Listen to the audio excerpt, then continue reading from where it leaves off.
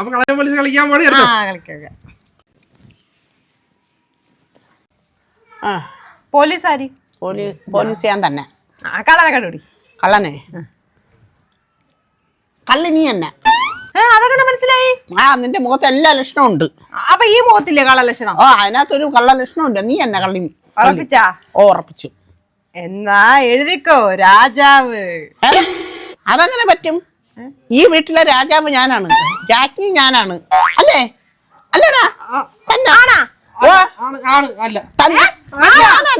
രാജാവ്, ഞാനാണ് രാജാവ്, രാജ്ഞി. അല്ല നീ